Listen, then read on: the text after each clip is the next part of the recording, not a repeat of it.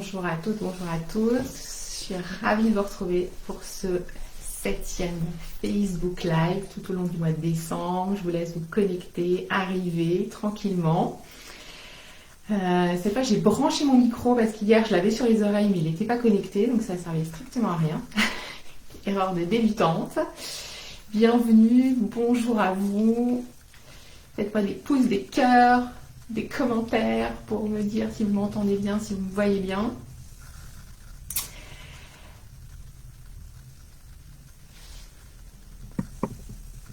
Et puis aujourd'hui, on va parler dans le cadre du deuil du conjoint de ce lien intérieur. C'est quoi ce lien intérieur et comment il se construit, à quel moment il se place dans notre processus de deuil.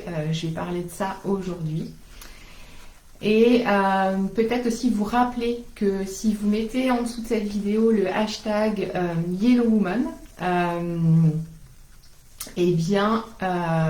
vous participerez à un petit tirage au sort. Voilà, je mets vos noms sur des petits bouts de papier, c'est tout coloré, tout joli. Et puis dimanche, je ferai un tirage au sort. Donc si hier vous avez mis le hashtag YellowWoman et que vous le remettez aujourd'hui, c'est ok. Et j'en mettrai un deuxième papier, vous avez encore plus de chances de tirer au sort.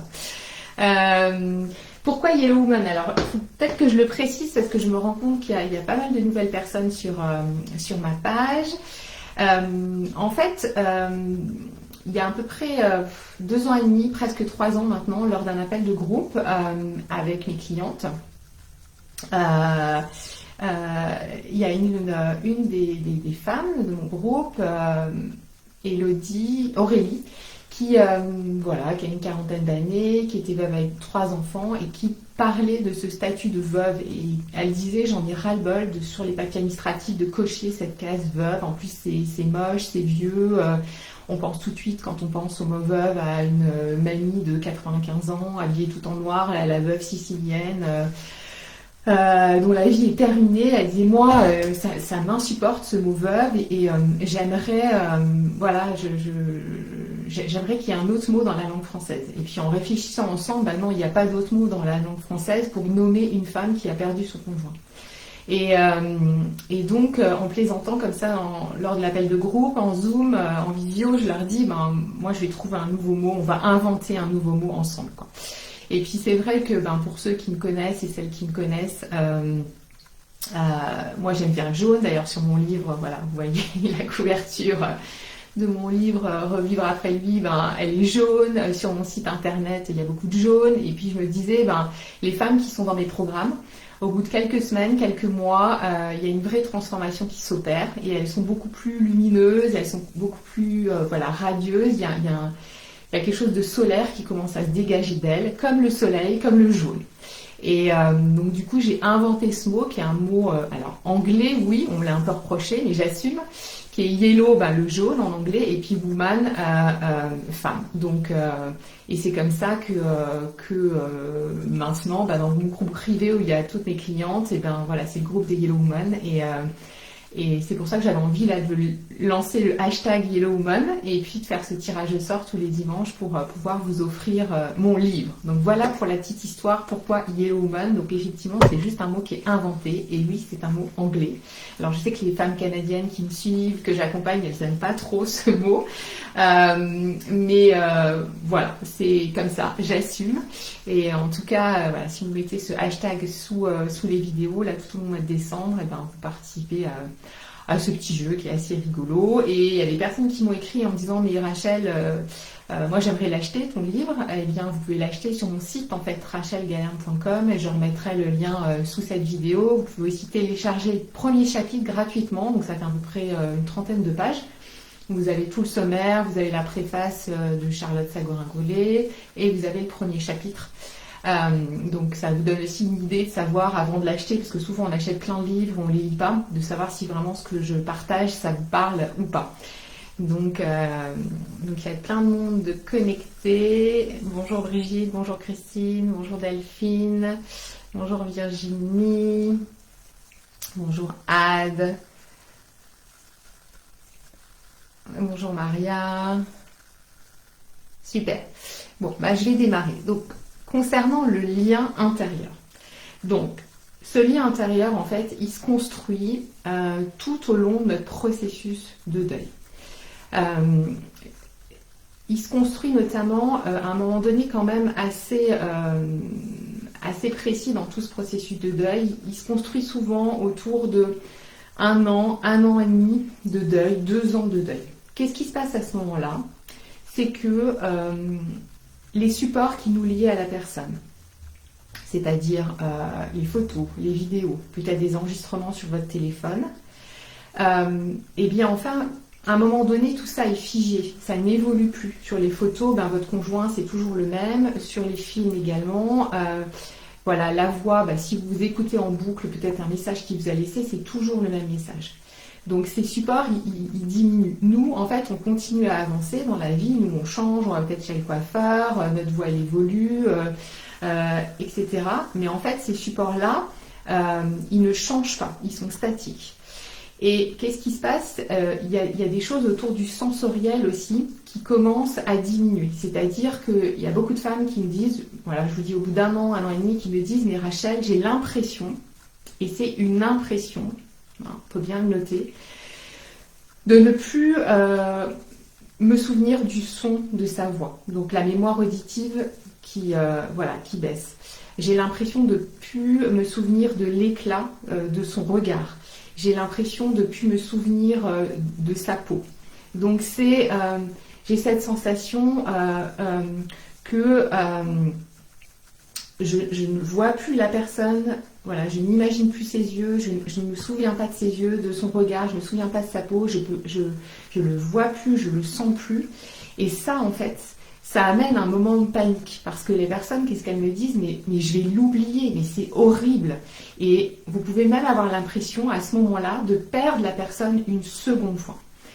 Et en fait, ce qui se passe, c'est que, je vous le rappelle, le processus de deuil, c'est le passage du lien extérieur qu'on avait avec notre conjoint, donc la personne qui était dans le monde, dans la vie vivante, c'est le passage de ce lien extérieur à un lien intérieur, donc avoir la personne en soi. Et qu'est-ce qui se passe au bout d'1 an, 1 an et demi? Eh bien, les supports extérieurs, ça baisse, et le lien intérieur, il est en train de se construire. Donc il n'est pas très très fort, il est en train de se mettre en place tranquillement, et dans ce cadre-là, en fait, le processus de deuil, c'est notre super pote, c'est notre super allié, parce qu'il va nous aider à ça, tranquillement. Alors ça met du temps, ça met plusieurs mois, ça peut continuer aussi plusieurs années, mais en fait on est dans ce déséquilibre-là, dans ce mouvement-là. Et en fait c'est souvent la panique à ce moment-là, et souvent c'est dans cette période-là que les femmes elles me contactent. Et en fait il faut vraiment vous sentir rassuré par rapport à ça, parce que oui c'est une perte. Oui, on a cette sensation de plus se souvenir de la voix, de plus se souvenir la couleur des yeux de notre chéri, de plus sentir même son odeur, etc. Mais en fait, tout le travail est en train de se faire pour avoir cette sensation à l'intérieur de soi et avoir la personne à l'intérieur de soi. Donc intérioriser le lien, la relation à l'intérieur de soi. Et là, en fait, ce qui se passe, c'est que... alors oui, c'est une perte. On perd tout ça. Les choses extérieures. C'est une réalité. Je ne vais pas vous raconter ça à l'envers, c'est une réalité.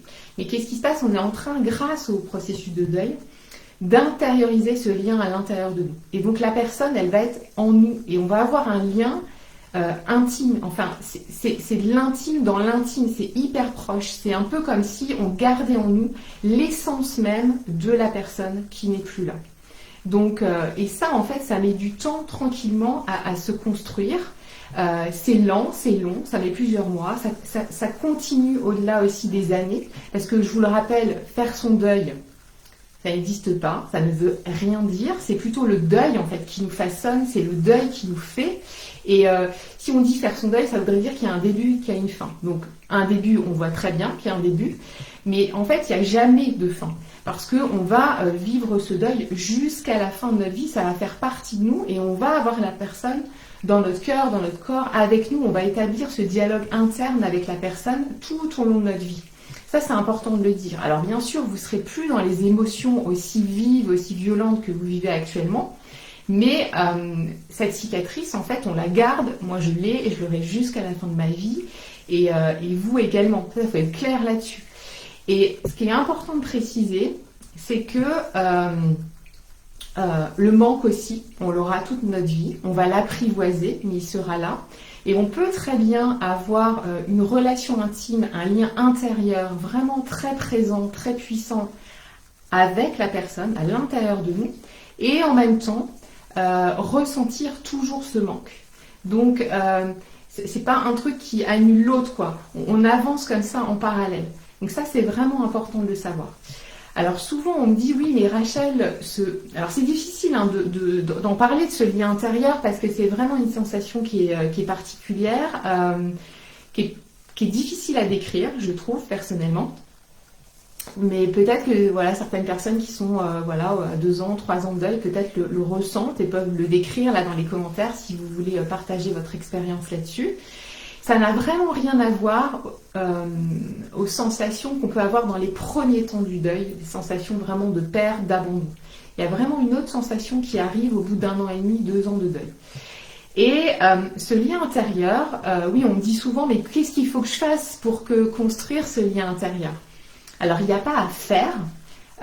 Comme je dis souvent, il y a juste à être et se laisser guider aussi par le processus de deuil qui fait son travail à l'intérieur de nous inconsciemment, vraiment. Et les choses, elles se font, je peux vous le garantir, pour toutes les femmes que j'accompagne, pour toutes les femmes que je croise, même celles que j'accompagne pas d'ailleurs. En fait, ce processus, il est là et c'est vraiment notre allié. Simplement, ce que vous pouvez faire pour favoriser ce lien intérieur, c'est exactement le même rituel que ce que je vous ai partagé ce week-end. Sur le week-end, le rituel que je vous ai proposé de faire quelques jours avant Noël. Pour celles qui n'ont pas vu la vidéo, vous pourrez retourner voir. Le rituel que je proposais à partir du 20 pour arriver jusqu'au 25-24 de façon plus apaisée, c'était d'ouvrir un temps où vous êtes seul, où vous savez que vous n'allez pas être dérangé pendant 1 heure. Et vous allez pouvoir prendre une photo de votre conjoint, une photo où il est de face, où il vous regarde bien droit dans les yeux, c'est important le regard. Vous allez allumer une petite bougie et vous allez lui parler à voix haute, lui dire tout ce que vous avez sur le cœur. Et bien en fait, ce rituel-là, pour favoriser le lien intérieur, vous pouvez le faire à peu près, 1 fois par mois, 1 fois tous les 2 mois. Donc c'est vraiment un rituel où vous êtes seul, c'est pour vous.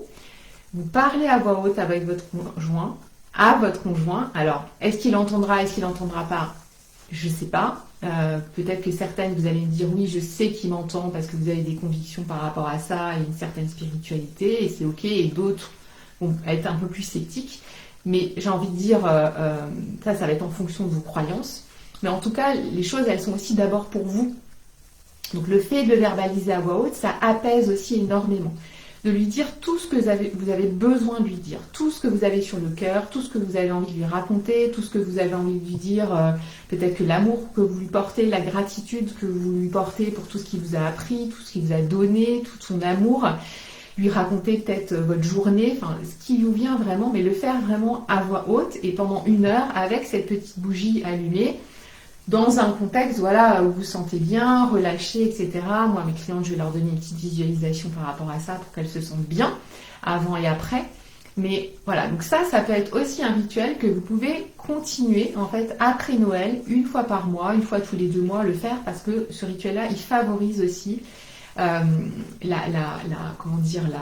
construction de ce lien intérieur au fil des mois, au fil des années, les choses, elles se font grâce à ça. Et ça, le petit rituel, ça peut favoriser ça.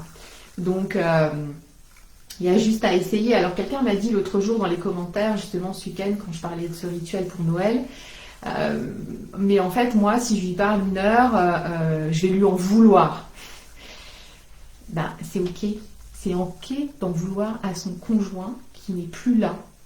C'est ok de lui dire je t'en veux d'être parti. Et vous allez exprimer peut-être cette colère, peut-être cette rage aussi. Vous êtes senti abandonné. Donc c'est ok de lui dire et c'est ok de lui en vouloir, quoi.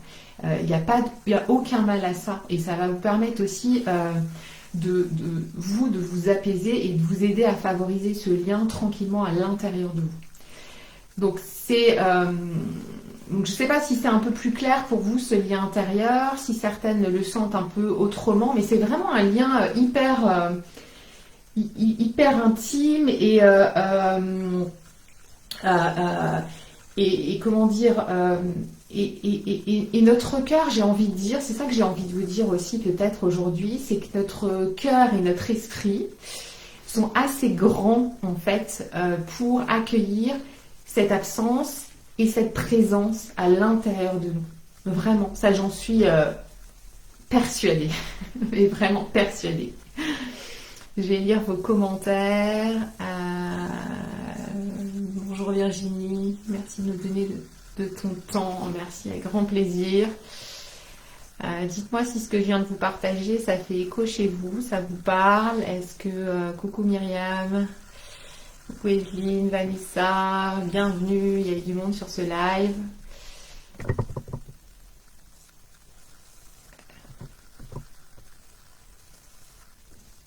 Ah, ça va trop vite, avec ma souris, j'ai des problèmes. Alors Caroline, au bout de 2 ans et demi, il est tout le temps avec moi et en effet les émotions sont toujours là mais moins violentes. Voilà, super, merci de votre témoignage. Ad, je lui parle tous les soirs, j'ai peur que ça fasse trop, j'ai peur de le déranger. Non, c'est pas trop, c'est partir de tes besoins en fait, vraiment. Donc si toi tu sens que ça te fait du bien, bah, c'est ok. Caroline, moi j'écris, ouais, c'est aussi un super outil, l'écriture effectivement. Alors là vous vous répondez entre vous. Alors Sèvres, c'est difficile à pratiquer de mon côté, ça fera 3 mois. Donc c'est vrai que les premiers temps c'est quelque chose de difficile et il faut vraiment être hyper bienveillante avec soi. Il faut être hyper bienveillante tout au long de son deuil. Mais là en fait je ne m'adresse pas spécifiquement voilà, pour vous c'est le tout début et cette sensation de perte elle est hyper profonde et vous allez voir que ça va être au bout d'1 an, 1 an et demi que les choses vont évoluer. Donc pour l'instant si c'est trop violent, si c'est trop confrontant pour vous de lui parler, ben voyez ce qui est possible, peut-être d'écrire dans un cahier vos émotions, vos sensations, votre colère, peut-être votre tristesse, mais de laisser aussi faire là, ce processus de deuil qui est aussi en route chez vous, même si vous en rendez pas compte, parce que c'est complètement inconscient, mais les choses, elles travaillent là en ce moment. Et puis en plus, dans les premiers mois du deuil, on a aussi beaucoup de choses à faire au niveau concret, au niveau matériel. Il y a eu la cérémonie, il y a peut-être des choses au niveau des papiers, l'administratif, etc. Donc c'est vraiment y aller tranquillement avec beaucoup, beaucoup de douceur.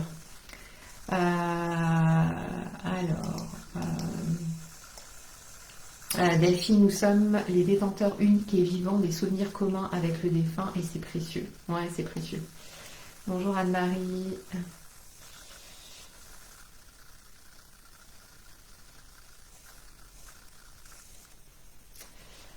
Vanessa, c'est peut-être à moi que vous disiez, je ne lui en veux pas du tout. Ouais. C'était pas vous, je sais plus quel jour, il y a une dame qui a commenté en disant si je lui parle pendant 1 heure, je vais lui en vouloir, mais je parlais pas de vous du tout, je sais plus qui c'était, je retiens pas tous les prénoms, désolée. Donc voilà ce que je voulais vous partager pour ce live d'aujourd'hui. Et puis je vais reprendre toutes celles qui ont mis les petits hashtags Yellow Woman, même sur YouTube, oui, on m'a écrit, ça fonctionne aussi. Vous pouvez mettre ce hashtag Yellow Woman et puis dimanche on fera ce tirage au sort et puis en attendant je vous retrouve demain en live, ça sera peut-être un peu plus tôt que d'habitude, ça sera peut-être vers 11h30 ou voilà, vous allez voir, vous me verrez peut-être en replay, mais voilà, parce que la journée s'organise un petit peu différemment pour moi. Et puis toujours si vous avez besoin que j'évoque certains sujets autour du deuil, n'hésitez pas à me partager là sous cette vidéo ou en privé. Et puis n'hésitez pas à partager ces vidéos là tout au long du mois de décembre si vous pensez que ça peut aussi aider en fait quelqu'un à mieux traverser ces périodes de Noël et puis tout simplement à mieux traverser son deuil. Voilà, je pense qu'il faut aussi jouer dans ces périodes-là la carte de la solidarité, de la sororité aussi. C'est hyper important. Merci pour votre présence, j'étais super contente d'être avec vous et puis je vous retrouve demain. Je vous souhaite une belle après-midi. À bientôt. Au revoir.